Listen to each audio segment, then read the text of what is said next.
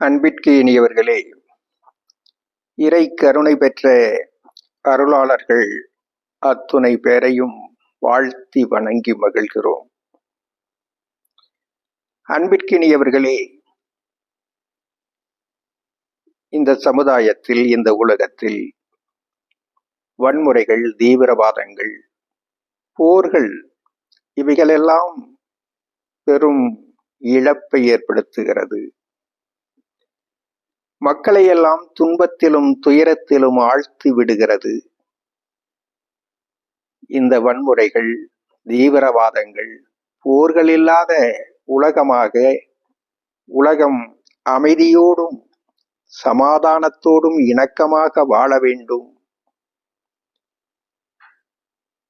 வன்முறைகளும் தீவிரவாதங்களும் போர்களும் இல்லாத உலகம்தான் சிறந்ததாக இருக்கும் என்கிற பேருண்மை சாதாரண மனிதனிலே இருந்து ஒவ்வொரு நாட்டு தலைவர்கள் முதல் உலகத் தலைவர்கள் அத்துணை பேரும் அறிந்த ஒரு வெளிப்படையான உண்மையாகத்தான் இருக்கிறது. அப்படி இருந்தும் அத்தகைய ஒரு நிலைமையை இந்த உலகத்திலே நிலைநாட்ட முடியாமல் இந்த உலகம் சென்று கொண்டிருக்கிறதே, இது பற்றி யோசித்து பார்க்க வேண்டும். இன்று உலக அமைதிக்காக, உலக சமாதானத்திற்காக, இந்த உலகத்தில் போரில்லாத உலகத்தை உருவாக்குவதற்காக பலரும் குரல் கொடுத்து கொண்டிருக்கிறார்கள்.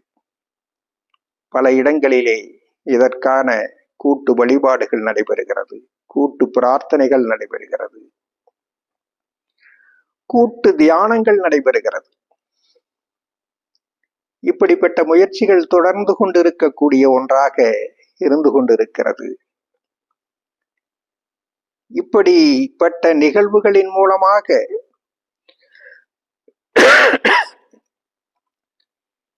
இந்த உலகத்தில் போரில்லாத உலகத்தை உருவாக்கிவிட முடியுமா என்று சிலர் கேட்கிறார்கள். இத்தகைய நிகழ்வுகள் எல்லாம் மனித எண்ணங்களை, மனித சிந்தனைகளை,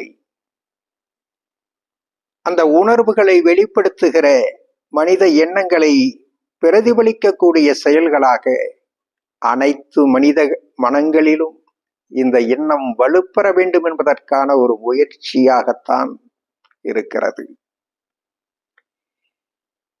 இங்கே போர்களற்ற ஒரு உலகத்தை உருவாக்க வேண்டும் என்று சொன்னால் அதற்கான சில செயல் திட்டங்களை முன்னெடுக்க வேண்டி இருக்கிறது. அதற்கான முயற்சியைத்தான் நாம் மேற்கொண்டிருக்கிறோம். இங்கே இருக்கக்கூடிய ஒவ்வொரு மாநிலத்தினுடைய சட்டசபைகளிலும் இந்த உலகத்தில் போரில்லா உலகத்தை உருவாக்குவதற்கு நம்முடைய தேசமும் உலக தேசங்களும் ஐநா சபையும் நடவடிக்கை மேற்கொள்ள வேண்டும் என்று தீர்மானங்கள் நிறைவேற்றப்பட வேண்டும். நம்முடைய பாராளுமன்றத்திலே உலகத்திற்கு வழிகாட்டக்கூடிய வாய்ப்பினை தந்து இந்த உலகத்தில் போரில்லா உலகத்தை, போரில்லா சகாப்தத்தை உருவாக்குவதற்கு உலக நாடுகள் முன்வர வேண்டும். ஐக்கிய நாடுகள் சபை அதற்கான நடவடிக்கையை மேற்கொள்ள வேண்டும் என்கிற தீர்மானத்தை நிறைவேற்ற வேண்டும். நம்முடைய நாட்டிலே நிறைவேற்றினால் மட்டும் உடனடியாக நிறைவேறிவிடுமா என்றால், இதனுடைய பிரதிபலிப்பு உலக நாடுகளிலே பிரதிபலித்து உலகத்திலே இருக்கக்கூடிய பெரும்பான்மையான நாடுகள் இதற்கு ஆதரவளிக்கக்கூடிய அந்தந்த நாடுகளினுடைய பாராளுமன்றங்களிலே இதற்கான தீர்மானங்கள் நிறைவேற்றக்கூடிய சூழ்நிலைகள் ஏற்படும்.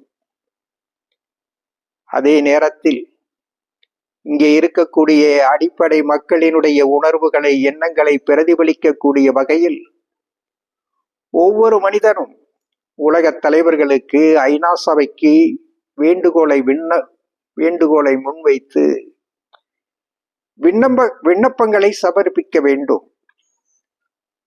அப்படி 1 கோடி மக்களினுடைய எண்ணங்களை, விண்ணப்பங்களாக பெறக்கூடிய முயற்சியைத்தான் நாம் மேற்கொண்டிருக்கிறோம்.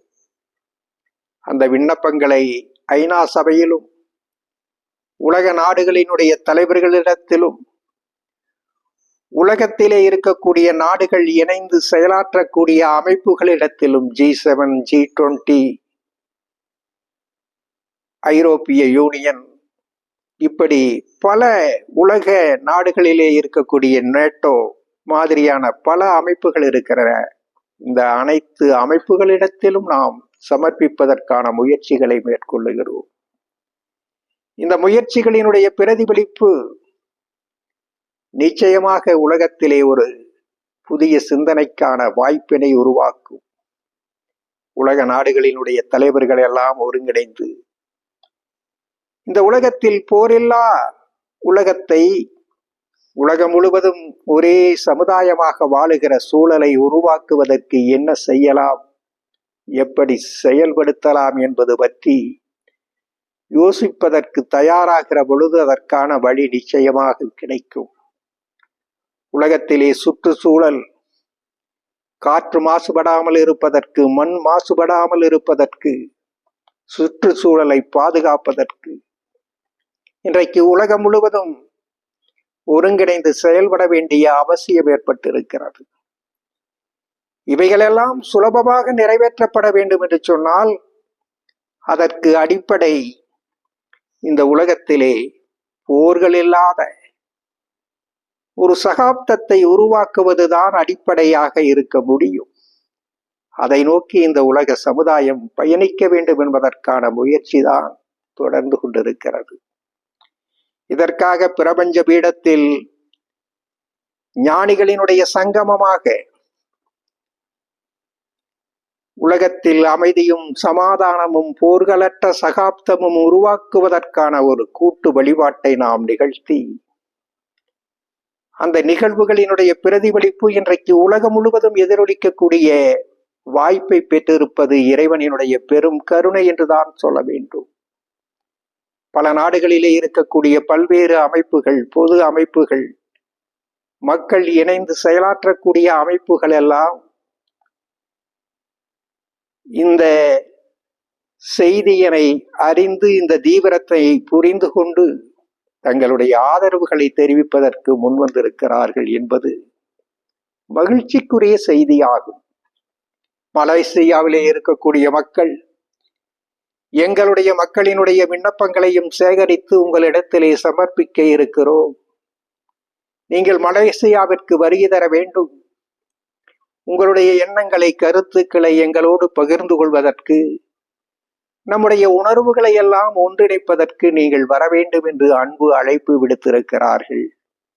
நம்முடைய பல்வேறு பணிகளுக்கு மத்தியிலே அதற்கான நேரத்தை ஒதுக்கி நாம் அவர்களுடைய வேண்டுகோளை, விருப்பத்தை நிறைவேற்ற இருக்கிறோம்.